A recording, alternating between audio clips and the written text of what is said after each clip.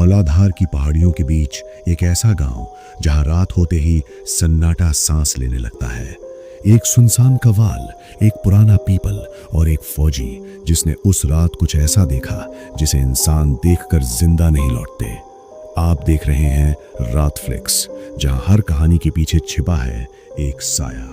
ये कहानी हिमाचल की धौलाधार पहाड़ियों की गोद में बसे एक अत्यंत सुंदर और शांत गांव दाईगढ़ की है। चारों तरफ हरियाली, ऊंचे पहाड़ और पत्थरों के बीच कल कल करती बहती पहाड़ी नदी, जिसे स्थानीय लोग खड्ड कहते हैं, इस गांव की शोभा बढ़ाती है।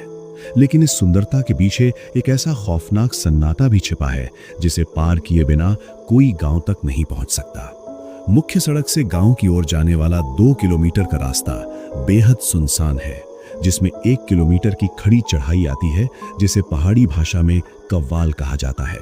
उस कव्वाल की चढ़ाई शुरू होने से ठीक पहले दाहिनी ओर एक विशाल और पुराना पीपल का पेड़ खड़ा है। यही वो स्थान है जहां से शमशान घाट का रास्ता मुख्य मार्ग से अलग होता है। परंपरा के अनुसार जब भी गांव में किसी की मृत्यु होती है तो अर्थी को यहाँ कुछ देर के लिए विश्राम दिया जाता है, जिसे लवाह कहते हैं। पूर्वजों का मानना है कि मृतक की भटकती आत्मा जब वापस अपने घर जाने की कोशिश करती है तो वो इसी स्थान पर ठहरती है। गांव के बच्चे तो क्या, बड़े बुजुर्ग भी बिना किसी ठोस कारण के उस पीपल के नीचे जाने से कतराते हैं। विश्व के दादाजी, जो सेना में अपनी सेवाएं दे चुके थे, अक्सर इस स्थान की एक रोंगटे खड़े कर देने वाली घटना सुनाते हैं। वो बताते हैं कि कैसे एक रात उनका सामना एक आदमखोर चुड़ैल और उसके भयानक बच्चे, जिसे अधम शानिया कहा जाता है, से हुआ था। घटना उन दिनों की है जब दादाजी फौज में थे और 2 महीने की छुट्टियां बिताने घर लौट रहे थे। सर्दियों की सर्द रात थी और रात के करीब 12 बजे वो कांगड़ा पहुंच गए। उस दौर में परौर रेलवे स्टेशन के आसपास लूटपाट का बड़ा डर रहता था, इसलिए उन्होंने सोचा कि रात वहीं गुजार ली जाए और सुबह की पहली बस से घर निकलेंगे। तभी अचानक भीड़ में उन्हें एक परिचित आवाज सुनाई दी। मुड़कर देखा तो उनका पुराना सहपाठी जोगिंदर सामने खड़ा था। जोगिंदर ने बड़े अपनेपन से उन्हें गले लगाया और बताया कि उसका भाई गाड़ी लेकर आ रहा है, वो उन्हें रास्ते में धीरा तक छोड़ देंगे। दादाजी पहले तो हिचकिचाए, पर जोगिंदर की सादगी और उसकी रईसी के बावजूद पुराने दोस्त के प्रति उसका प्यार देख वो मना नहीं कर पाए। धीरा पहुंचते पहुंचते काफी समय बीत गया। जोगिंदर ने उन्हें अपने घर चलने का न्योता दिया, पर दादाजी ने यह कहकर मना कर दिया कि शायद उनका भाई रास्ते में इंतजार कर रहा होगा। जोगिंदर अपनी गाड़ी लेकर निकल गया और दादाजी उस सुनसान बाजार में अकेले रह गए। रात के 1:30 बज चुके थे। बाजार की 5-7 दुकानें कब की बंद हो चुकी थी और सड़कों पर कुत्तों के अलावा कोई इंसान नजर नहीं आ रहा था। दादाजी ने सोचा कि सीधे मुख्य मार्ग से जाने के बजाय जंगल वाला शॉर्टकट रास्ता लिया जाए ताकि जल्दी घर पहुंचा जा सके। कड़कड़ाती ठंड थी। उन्होंने अपना ऊनी पट्टू ओढ़ रखा था। कंधे पर फौजी बैग और हाथ में लोहे का भारी संदूक लिए वो जंगल के मुहाने पर पहुंच गए। दिन में तो ये रास्ता गांव वालों की आवाजाही से गुलजार रहता था, लेकिन सूरज ढलते ही यहाँ सन्नाटा पसर जाता था। लोग कहते थे कि यहाँ के पेड़ों पर चुड़ैलों का बसेरा है। जंगल की सीमा पर पहुंचते ही दादाजी का गला सूखने लगा। बचपन में सुनी सारी डरावनी कहानियां उनके फौजी दिमाग पर हावी होने लगी। जैसे जैसे वो घने जंगल के भीतर बढ़े, उनकी चाल तेज होती गई। झाड़ियों से अजीबोगरीब सरसराहट की आवाजें आ रही थीं। कभी गीदड़ों के रोने की डरावनी आवाजें गूंजती तो कभी भेड़ियों की पुकार रूह कंपा देती। दादाजी ने हिम्मत नहीं हारी। एक हाथ में संदूक थामे उन्होंने दूसरे हाथ से अपना खंजर कसकर पकड़ लिया। अचानक उन्हें महसूस हुआ कि उनके भारी जूतों की आवाज के पीछे कोई और भी चल रहा है। वो रुके, पीछे मुड़कर देखा, पर वहां कोई नहीं था। माथे पर पसीना आ गया था। तभी एक बड़े पेड़ के नीचे से किसी नवजात बच्चे के रोने की आवाज आई। वो आवाज सामान्य नहीं थी, वो बहुत तीखी और डरावनी थी। दादाजी ने कदम तेज किए तो पीछे से एक असहाय औरत की आवाज आई, फौजी, अरे ओ फौजी, रुक जा। उन्होंने पीछे मुड़कर नहीं देखा, लेकिन वो आवाज पीछा नहीं छोड़ रही थी। वो औरत गिड़गिड़ाते हुए कहने लगी, मेरा बच्चा भूखा है, इसे कुछ खाने को दे दे। आवाज कभी भेड़िए जैसी लगती तो कभी इंसानी औरत जैसी। दादाजी समझ चुके थे कि ये कोई साधारण संकट नहीं है। वो लगभग दौड़ने लगे। पीछे से आने वाली आवाज अब गुस्से में तब्दील हो गई। तुझे सुनाई नहीं देता? मेरा बच्चा भूखा है। वो अदृश्य शक्ति जंगल के पेड़ों को किसी मदमस्त हाथी की तरह तोड़ती मरोड़ती उनके पीछे आ रही थी। लकड़ियों के टूटने की भयानक आवाजें कराक पटाक उनके कानों के पास गूंज रही थीं। तभी वो चीज जोर से चीखी, रुक जा फौजी, मैं आखिरी बार कह रही हूं, तू बच नहीं पाएगा। सामने खड्ड यानी नदी के उस पार उन्हें एक हल्की रोशनी दिखाई दी। वो हाफते हुए अपनी बची कुची जान लगाकर नदी पार कर गए। वहां उन्होंने एक छोटा सा तंबू देखा जिसके बाहर आग जल रही थी। दादाजी को लगा कि कहीं ये भी उस चुड़ैल का कोई छल ना हो, क्योंकि पिशाच अक्सर सुंदर स्त्री या गांव का भ्रम पैदा करते हैं। उन्होंने खंजर आगे किया और तंबू के भीतर झांका। वहां दो बुजुर्ग पहाड़ी गडरिये शांति से बैठे हुक्का पी रहे थे। एक बुजुर्ग ने पहाड़ी लहजे में पूछा, फौजी भाई, आधी रात को यहाँ कहाँ भटक रहे हो? उनकी आवाज सुनते ही दादाजी की जान में जान आई। उन्होंने अपनी सारी आप बीती सुना दी। सफेद मूछों वाले उस बुजुर्ग ने मुस्कुराते हुए कहा, डरो मत बेटा, खड्ड के इस पार हमारा इलाका है, वो पिशाचनी यहाँ नहीं आ सकती।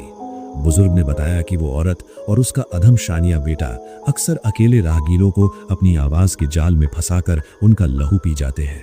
उन्होंने दादाजी के खंजर की ओर इशारा करते हुए कहा कि इसकी हत्थी पर बना ओम नमः शिवाय का चिन्ह ही आज उनकी ढाल बना है। बुजुर्गों ने उन्हें मक्के की सूखी रोटी और बकरी का दूध दिया। दादाजी को डर था कि कहीं यह भोजन राख या पत्थर न बन जाए, जैसा कहानियों में सुना था, लेकिन वो खाना अत्यंत स्वादिष्ट और ऊर्जा से भरपूर था। उसे खाते ही दादाजी की सारी थकान और डर गायब हो गया।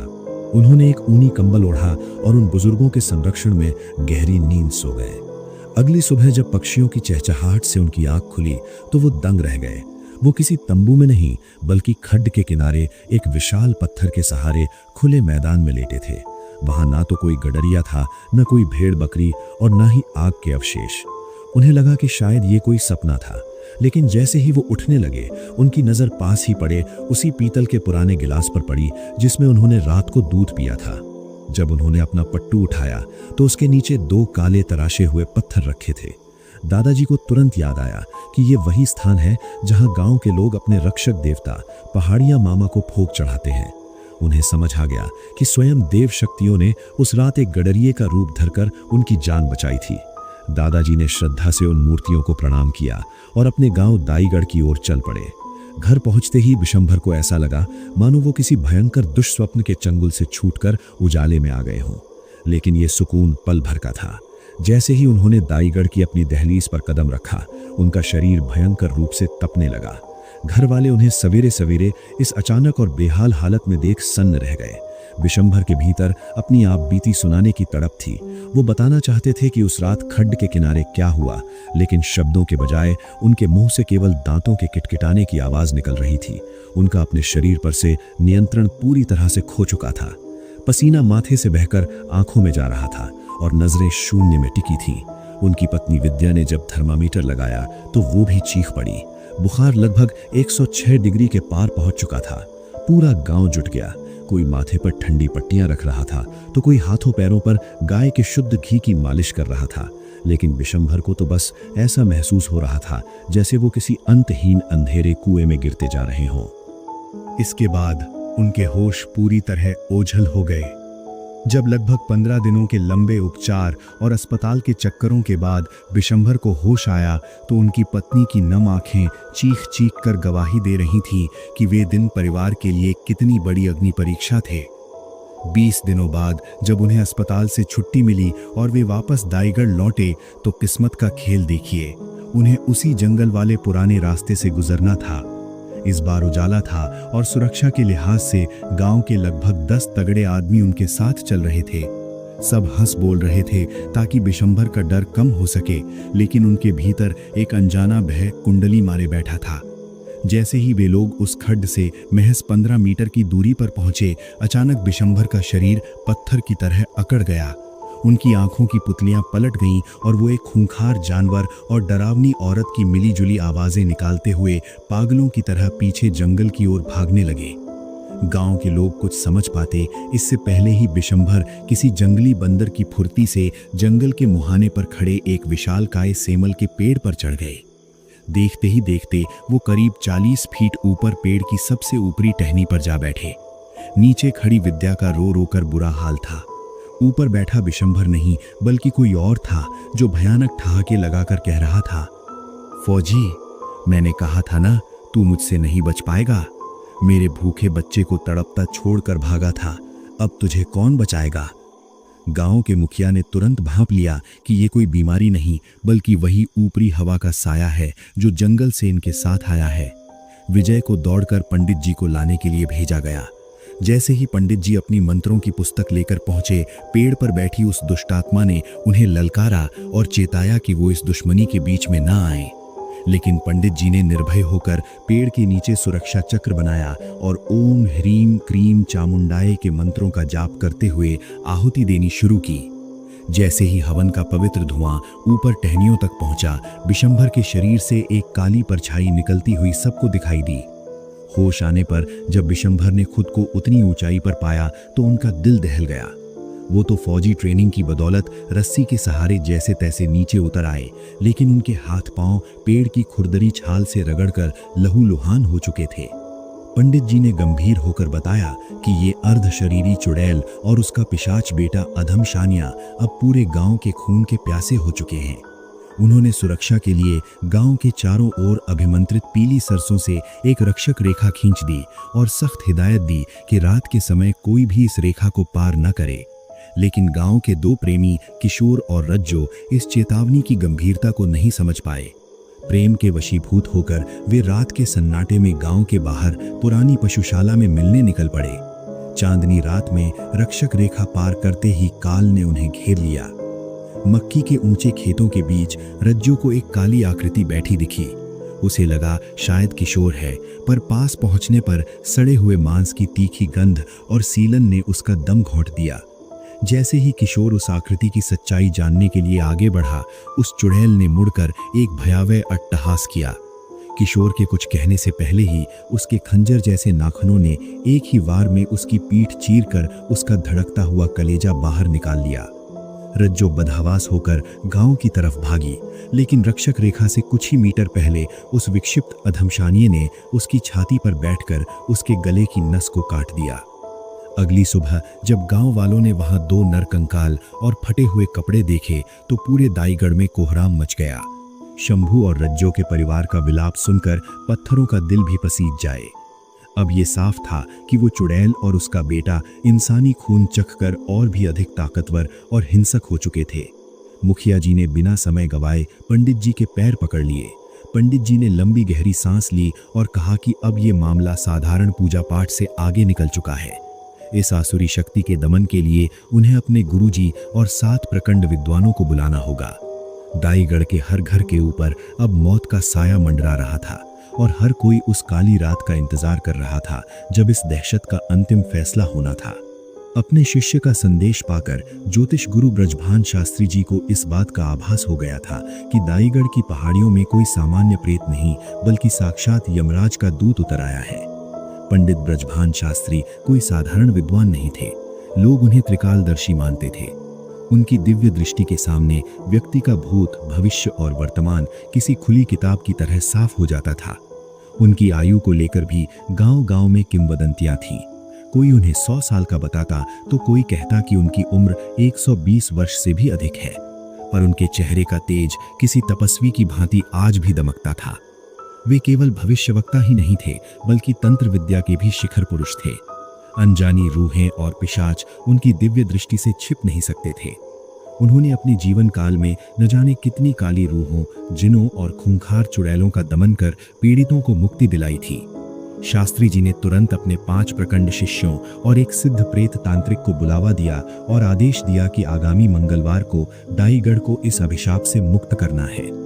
मंगलवार की सुबह दाईगढ़ के आकाश में बादलों का जमघट था, जैसे प्रकृति भी आने वाले महायुद्ध की गवाह बन रही हो। गांव वाले खौफ के साए में जी रहे थे। रात तो दूर, सूरज की रोशनी में भी कोई अकेले घर से निकलने की हिम्मत नहीं जुटा पा रहा था।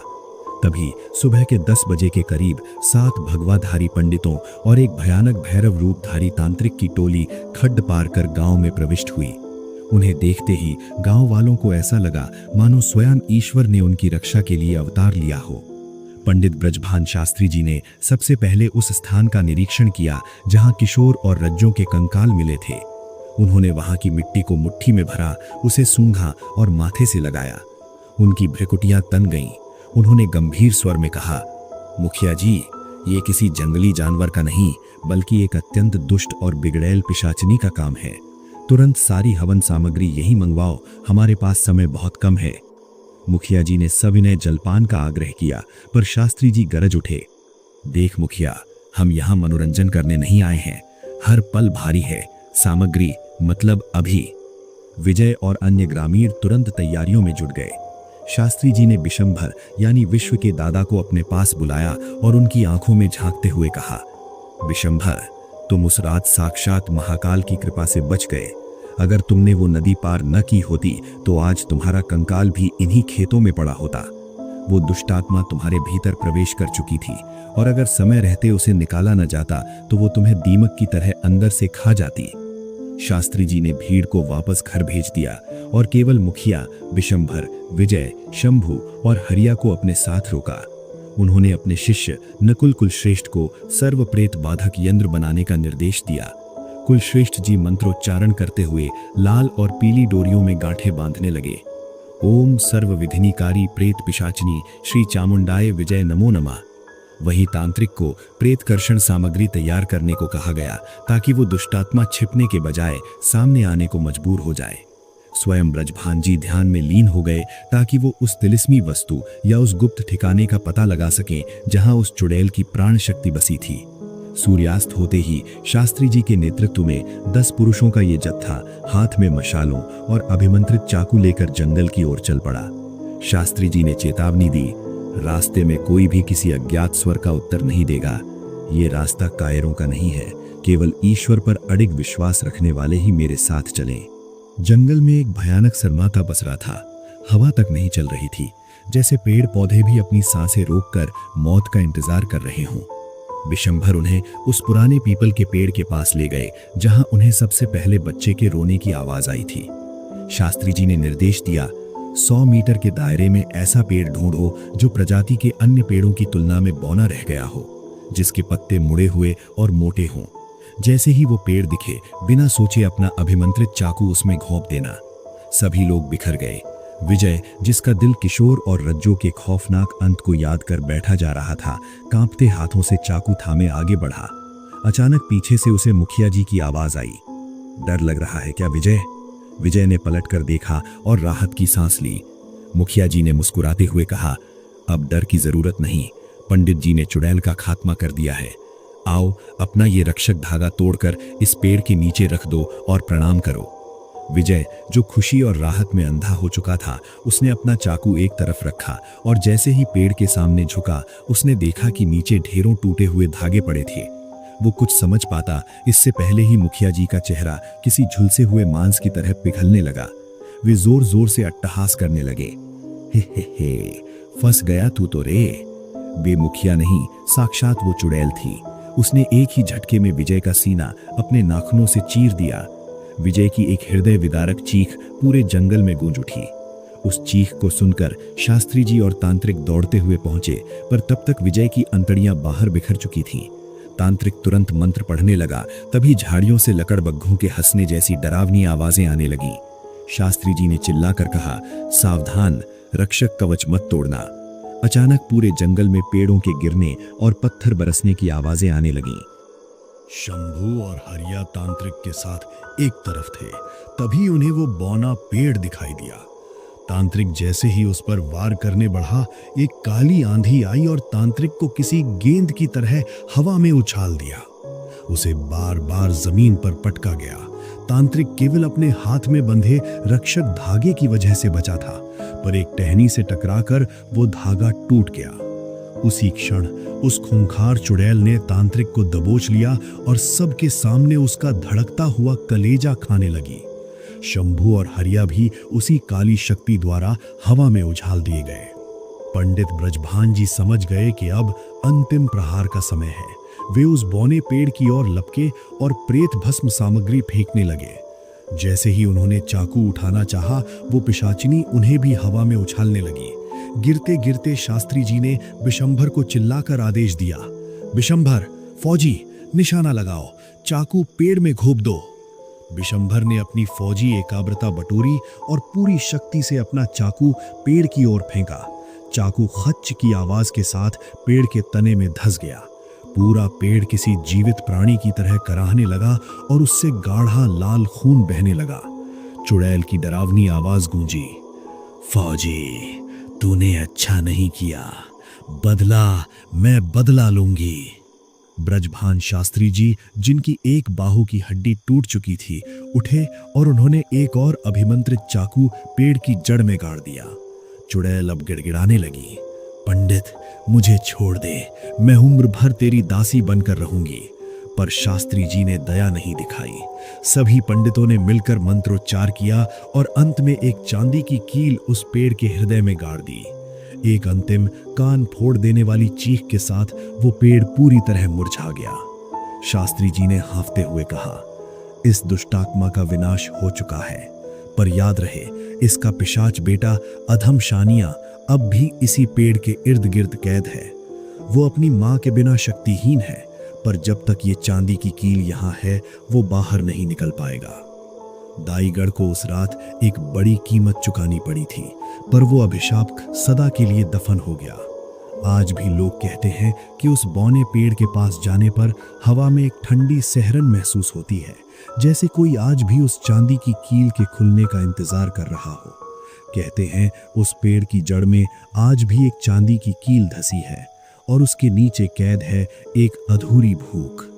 अगर कभी रात में कोई आपको नाम लेकर पुकारे तो रुकना मत। फिर मिलेंगे अगली डरावनी रात के साथ, सिर्फ रात फ्लिक्स पर।